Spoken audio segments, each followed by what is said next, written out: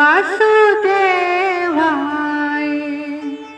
ओम नमो भगवते वासुदेवाय। ओम नमो भगवते वासुदेवाय। ओम नमो भगवते वासुदेवाय। ओम नमो भगवते वासुदेवाय। ओम नमो भगवते वासुदेवाय। ओम नमो भगवते वासुदेवाय। ओम नमो भगवते वासुदेवाय। ओम नमो भगवते वासुदेवाय। ओम नमो भगवते वासुदेवाय। ओम नमो भगवते वासुदेवाय। ओम नमो भगवते वासुदेवाय। ओम नमो भगवते वासुदेवाय।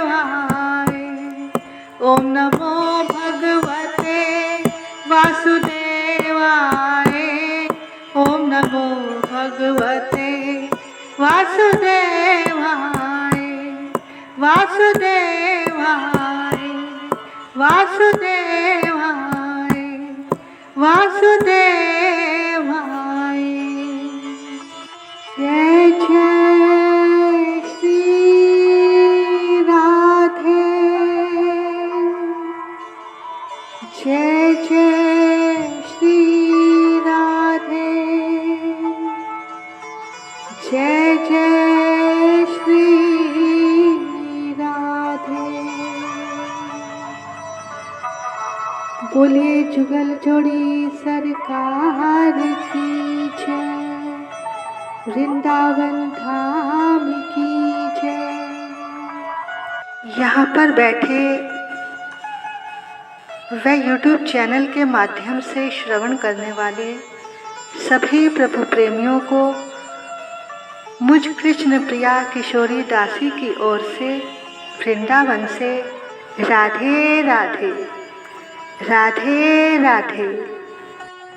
कहते हैं जिसने कभी दान नहीं किया उसे नरक में जाना ही पड़ता है, और दान में भी अन्न का दान अगर नहीं किया तो भी नरक में जाना पड़ता है। उसे भी तरह तरह के कष्ट भुगतने ही पड़ते हैं। देखो, आप जीवित रहते हुए जिन जिन वस्तुओं का दान यहाँ इस लोक में करते हो, वही आपको स्वर्ग में जाकर प्राप्त होते हैं। आपको पूर्व में भी हमने सुनाया था, दानवीर कर्ण जब मरने के बाद स्वर्ग पहुँचे तो उन्हें खाने के लिए सोना दिया गया, पहनने के लिए सोना दिया गया। उन्होंने जो अपने जीवन में दान दिया उन्हें वही मिला।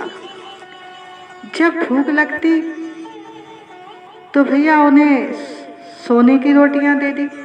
अब सोने से तो भूख नहीं मिटती, भूखी आत्मा को तो भोजन ही चाहिए। अब जब कर्ण ने सोचा कि मैंने सोने का दान दिया, मुझे सोना ही दिया जा रहा है, तो देवराज इंद्र से इसका कारण पूछा तो उन्होंने बताया, हे कर्ण, तुमने अपने जीवन में जिस वस्तु का दान किया है, अब तुम्हें यहाँ वही वस्तु मिलेगी। तुमने ना तो कभी अपने पूर्वजों पितरों के प्रति कोई श्राद्ध या तर्पण आदि ही किया है। ये सुनकर कर्ण को बड़ा ही आश्चर्य हुआ और पश्चाताप भी। तब कर्ण ने कहा, क्या इसका कोई उपाय है? उपाय तो होगा ही ना, आप मुझे इसका उपाय बताइए। तब उन्होंने कहा कि इसके लिए तुम्हें 16 दिन के लिए धरती पर जाना होगा।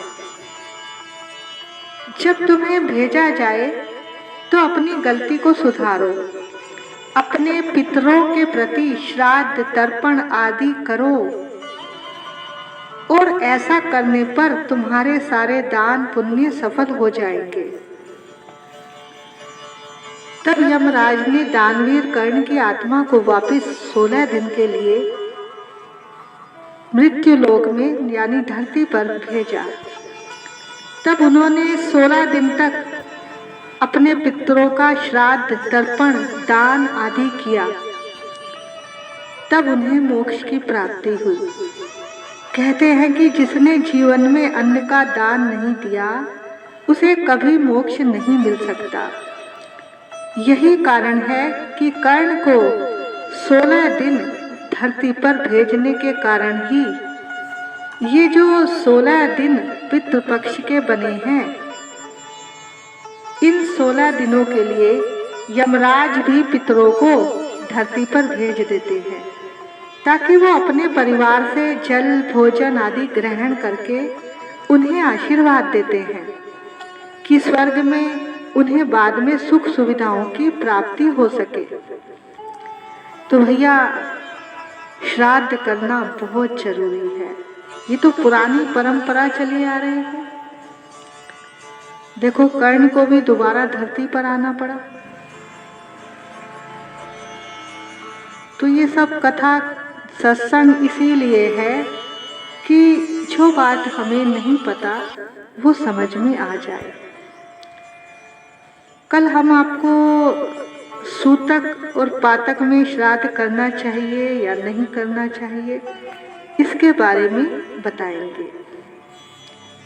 तो आइए अब हम आज गीता जी के तीसरे दिन के महात्म की ओर चलते हैं। गीता जी के तीसरे अध्याय का महात्म।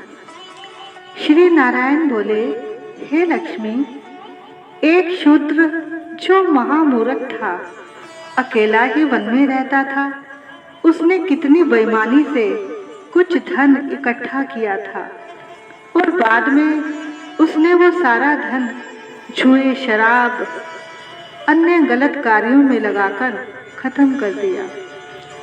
अब वो शूद्र बहुत चिंतित रहने लगा और सबको कहता, कोई ऐसा उपाय बताओ कि पृथ्वी में धन हो और मैं उसे निकाल लूं। कभी कहता, कोई अंजन बताओ जिसे आंखों में लगाकर पृथ्वी का सारा पदार्थ निकाल लूं।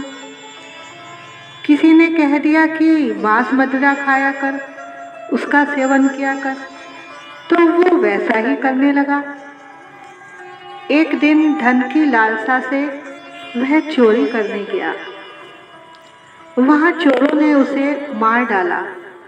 तब वह प्रेत योनि में चला गया और एक वट वृक्ष पर रहने लगा। वहां वह बड़ा दुखी था। हाय हाय का रुदन करता रहता कि कोई मेरे कुल में ऐसा हो जो मुझे इस प्रेत योनि से मुक्त करे। इस तरह से बहुत दिन बीत गए। उधर उसके पुत्र ने अपनी माता से पूछा कि मेरे पिताजी अब तक आए नहीं। तब वह माता की आज्ञा से उन्हें ढूंढने निकला।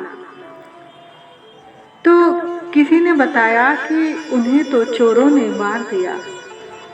तब उसे बहुत दुख हुआ, लेकिन वो बहुत बुद्धिमान और धार्मिक था। उसने माँ से कहा कि माँ, तब तो पिताजी की गति करानी चाहिए। तब माँ ने उसे स्वीकृति दे दी और वो पंडितों के पास गया और प्रार्थना की कि मेरे पिता का उद्धार कैसे होगा। तब उन्होंने कहा, बेटा तुम गया जी जाओ, वहाँ जाकर उनकी गति कराओ, तब तेरे पितरों का उद्धार होगा। अब वह माँ की आज्ञा से गया जी की ओर निकल पड़ा। प्रयागराज के दर्शन करके आगे चला तो रास्ते में एक पेड़ के नीचे थककर विश्राम करने लगा। वहां से उसे बड़ा भय लगा। ये वही वृक्ष था जहां चोरों ने उसके पिता को मारा था। तब उसने अपना गुरु मंत्र वहीं बैठकर किया और उसका रोज का नियम था गीता जी के एक अध्याय का पाठ रोज पढ़ता था। उस दिन उसने उस वृक्ष के नीचे बैठकर गीता जी के तीसरे अध्याय का पाठ किया। तब उसके पिता ने प्रेत योनि में ये पाठ सुना और सुनते ही उसकी प्रेत योनि छूट गई। तभी उसके लिए एक विमान आया। उसने अपने पुत्र को बताया कि मैं तेरा पिता हूँ जो मरकर प्रेत बन गया था।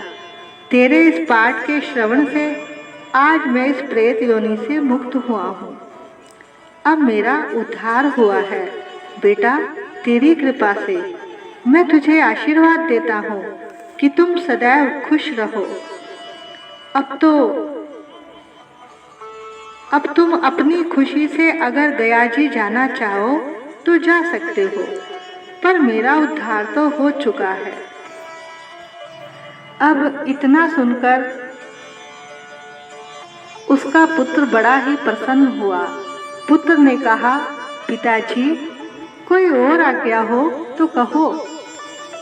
तब पिता ने कहा, बेटा, मेरी 7 पीढ़ियों तक के पितर नरक में पड़े हैं। तू ऐसा कर, इस गीता जी के तीसरे अध्याय का पाठ करके उसका फल उन्हें दे, जिससे वो इस दुख से मुक्ति पाए। वो तेरे पूर्वज हैं, नरक से निकलकर स्वर्ग को चले जाएंगे। तेरा बड़ा कल्याण होगा, तुझे वो बहुत आशीर्वाद देंगे। इतना कहकर वो देवदेही पिता विमान पर बैठकर स्वर्ग को चला गया। तब उस बालक ने गीता जी के तीसरे अध्याय का पाठ किया और उसका फल उन सब पितरों को दे दिया। अब सब पितर वैकुंठ को चले गए। तब धर्मराज के पास जाकर यमदूतों ने कहा, हे राजा जी, नरक में तो उजाड़ पड़ी हुई है। जो कई जन्मों से यहाँ पड़े थे उनको विमानों पर बिठाकर ठाकुर जी के दूत ले गए हैं।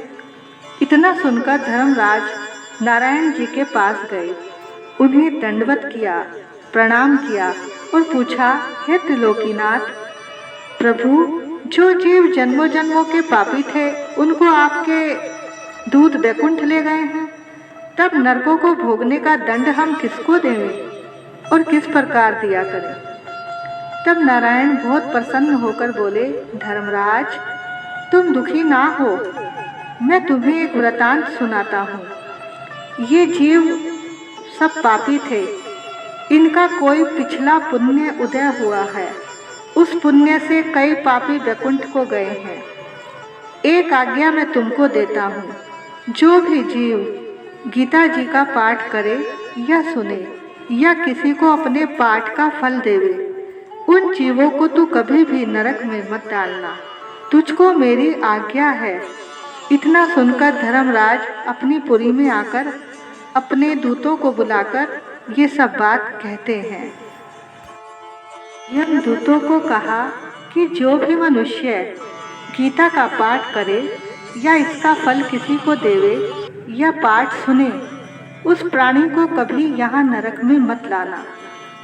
तो जो जीव गीता जी का पाठ सुनता है उसके पुण्य की बात कहाँ तक कहे। तब नारायण जी ने कहा, ये तीसरे अध्याय का महात्म्य है। हे लक्ष्मी जी, जो मैंने आपसे कहा और आपने सुना है। बोलिए गीता जी के महात्म्य की जय। वृंदावन बिहारी लाल की जय। राधा रमण लाल की जय। राधा वल्लभ लाल की जय। सद्गुरुदेव महाराज की जय। वृंदावन धाम की जय। जय जय श्री राधे। जय जय श्री राधे। जय जय श्री राधे। निताई गौर हरि बोल। सभी भक्तन और संतन की जय।